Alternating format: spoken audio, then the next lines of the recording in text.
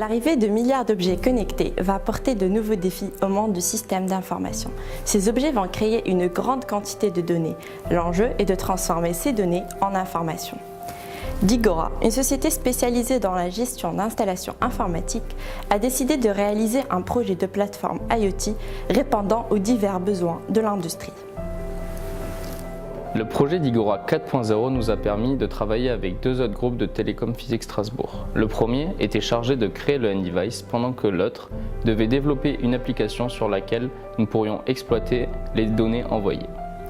Notre tâche consistait à envoyer la donnée jusqu'au serveur. Pour cela, nous avons opté pour la technologie LoRa qui répond aux problématiques des objets connectés telles que la basse consommation énergétique, la longue portée et la facilité de déploiement.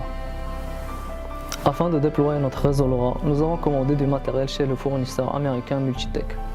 Ce périphérique, appelé M.DOT, représente un N-Device. Il a pour but la collecte de valeurs physiques mesurées par des capteurs, l'encapsulation de ces valeurs dans des paquets LoRa et leur transmission à la gateway.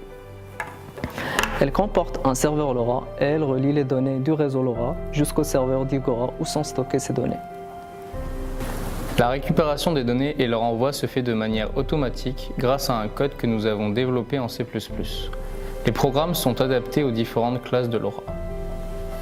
Pour notre projet, nous avons utilisé Node-RED. C'est un logiciel développé par IBM qui permet d'interconnecter des objets et des services facilement avec une interface graphique qui fonctionne avec des nœuds.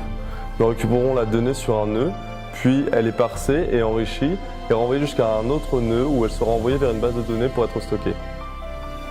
Automatisation, efficience et pérennité. C'est autour de ces trois points clés que nous avons conçu notre base de données destinée à recueillir les données des capteurs.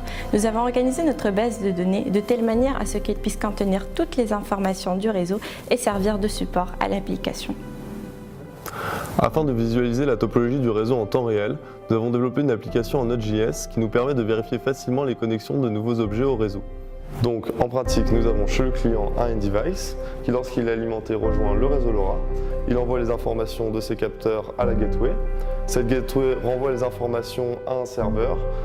Sur un serveur, grâce à Node-RED, on identifie la source de l'information et on l'enrichit. On la stocke sur une base de données. Une fois stocké, on peut visualiser le N-Device et consulter ces informations pour analyser.